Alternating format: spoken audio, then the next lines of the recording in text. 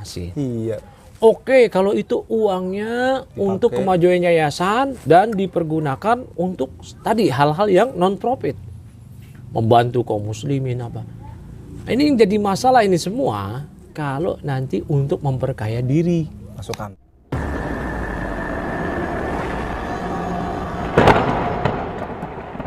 Tat, aneh ada ini nih, pembahasan unek-unek yang mau dibahas. Kali ini kayaknya permasalahan seputar sekolah Islam yang berbiaya mahal. Nah, kalau mahal sih kita nggak masalahin mahalnya gitu kan, asalkan berkualitas dan ya asal kita mampu juga. Ya itulah ya. Yang jadi masalah udah mahal, tuh sekolah dibikin pakai yayasan, di mana biasanya pendirian awal itu pakai donasi gitu kan. Nah, yang aneh tahu ya, yang namanya yayasan itu kan bergerak di bidang kemanusiaan, kemudian sosial ya dan lain-lain tanpa menghasilkan keuntungan gitu. Nah, kan jadi kontradiktif antara ini mahal, ini pakai yayasan. Tanggapan kita gimana nih menghadapi fenomena begono? Makan kacang dulu ya. Makan. Santai aja. Hai. Bismillah, alhamdulillah, salatu wassalamu ala rasulillah, amma ba'd. Ini fenomena yang banyak sekarang ya. Dari berbagai komunitas dakwah, problemnya ini merata itu. Nggak cuma di komunitas dakwah A, B, C, bahkan hampir di setiap tempat permasalahan ini sama. Yaitu ketika sebagian orang tergerak untuk berperan dalam dakwah, yaitu dalam hal pendidikan, niatnya bagus. Ya kita husnudzon, niatnya bagus. Mereka mengambil cara membuat yayasan, bukan PT. Ya. Karena kalau PT kan jelas fungsinya untuk profit, keuntungan. Nah, ambilnya yayasan. Sementara yayasan yang berlaku di hukum internasional, terlebih di negara kita, itu telah diatur oleh undang-undangnya. Yang kita ketika mau bikin yayasan harus sepakati. Apalagi kita orang Islam, Muslim yang dasyurutihim. Seorang Muslim itu terikat dengan persyaratan yang diterapkan sesama mereka. Ya tertera bahwasanya yayasan itu ya dia nirlaba, non-profit. Artinya kalau orang mau bergerak di yayasan, apakah itu keagamaan, kemanusiaan, kesehatan, pendidikan, berarti dia bukan untuk tujuannya mengeruk keuntungan di situ, tetapi justru dia berkorban. Dan yayasan orang kafir aja paham kok. Ya. Bill Gates bikin yayasan dia nggak ngeruk keuntungan, malah dia keluar duit di situ. Dia nyari duitnya jelas di tempat yang sudah dilakukan.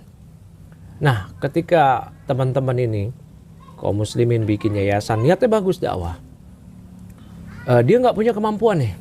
Untuk mendirikan sekolah kan butuh uang, dana yang gak sedikit ya. Bebasin tanah, bangunan, rekrut SDM. Ya. Artinya mereka ketika nggak punya uang, mereka buka donasi. Apakah donasi dalam dan luar negeri? Kalau ke luar negeri, ke negara-negara Arab lah ya. Ke perusahaan-perusahaan. Kalau dalam negeri ya dibuka kepada kaum muslimin. Karena dengan ada yayasan, itu disahkan mendapatkan bantuan dari kaum muslimin, bahkan dari pemerintah. Beda sama PT ya. Nah, berikutnya juga setelah yayasan setelah bangunan jadi, itu kan punya umat ya. Umat donasi, baik umat dalam dan luar negeri. Apakah bantuan perorangan atau per kelompok, intinya itu bantuan orang. Bukan milik pengurus pendiri yayasan sekolah tadi. Iya. Misal aneh nih. Aneh pembina yayasan, pendiri, ente ketua yayasan, kita bikin sekolah yuk. Konsep mendirikan sekolah. Kita nggak punya duit kan, kita cuma punya kepedulian terhadap pendidikan umat yang kok begini ya. Kita bikin sekolah yuk, cuman kita nggak punya duit, kita buka donasi. Jadilah bebasin tanah, bikin gedung, sarana prasarana. Itu sekolah bukan punya kita dong. Bukan. Orang duit orang, duit umat kan, bukan duit. Walaupun kita penggagas. Ya. Iya nggak? Ya. Nah ini yang kelirunya nih sebagian orang-orang ini. Ketika sekolah udah jadi, bangunan gede, dia terapin deh tuh biaya registrasi.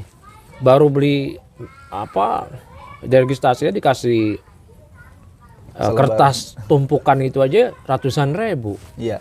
Formulir. Daftarnya uang gedung. Nah kan gedung siapa? Kan udah jadi. Gedung bukan dia yang bangun. Dan udah jadi. Udah jadi kan? Suruh bayar. Uang sana prasarana itu juga hasil donasi. Iya. Oke, kalau itu uangnya untuk kemajuan yayasan dan dipergunakan untuk tadi hal-hal yang non profit. Membantu kaum muslimin apa. Ini yang jadi masalah ini semua kalau nanti untuk memperkaya diri. Masuk kantong. Ya. Kan enak kalau bikin yayasan nggak ada pajak. Beda sama PT. Iya.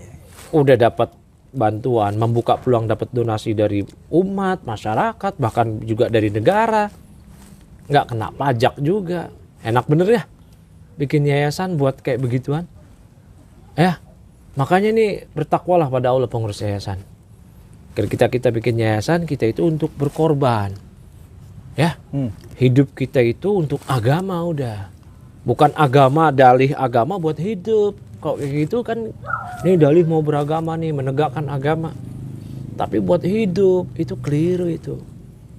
Ya, ini bertakwalah. Kan apalagi pengurus yayasan itu banyak ustadz. Ngerti lah dalil-dalil harta haram. Biasanya pembina.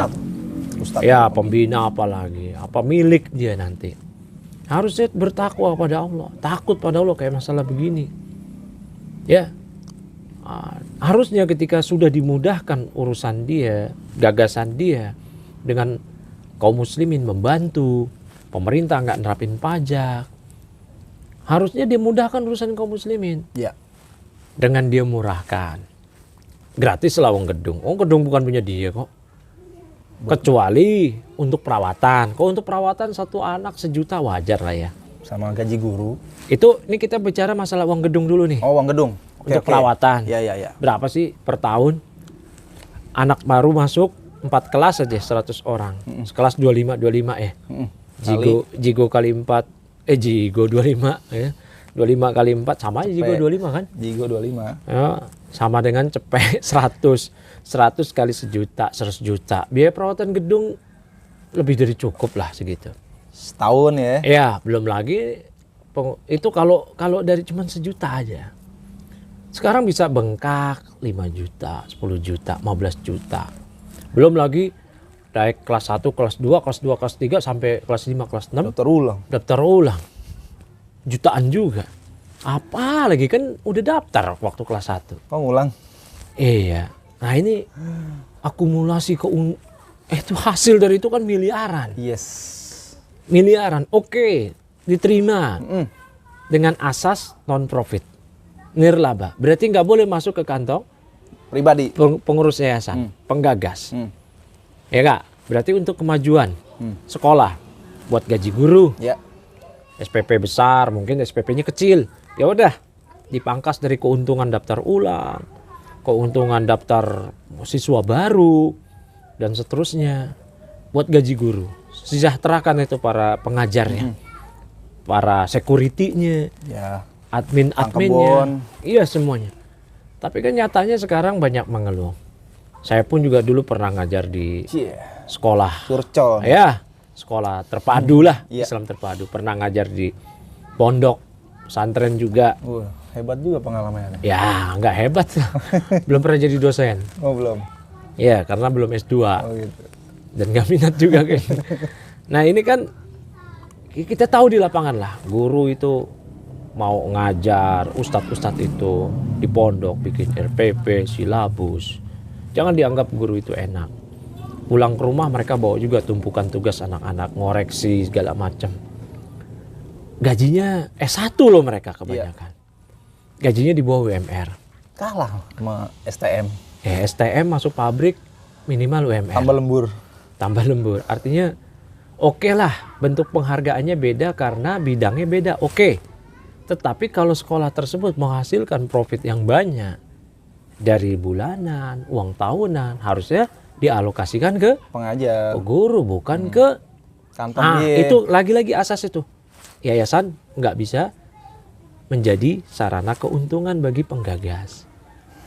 Ya, kalau mereka mau cari keuntungan, bikin PT, nggak usah buka donasi, mereka betul-betul jualan jasa di situ. Modal tuh. Lagi pula kata para ulama, pendidikan dalam Islam itu nggak layak dijadikan sebagai Bisnis. bisnis.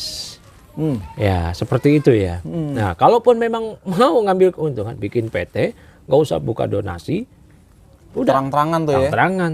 Ini sekolahannya kok, aneh nggak buka Panggil donasi. investor gitu kan. Iya, ini aneh mau nanam modal, ente nggak mau dapet di sini, ya udah, anak kan nggak minta duit umat, Iya. duit aneh.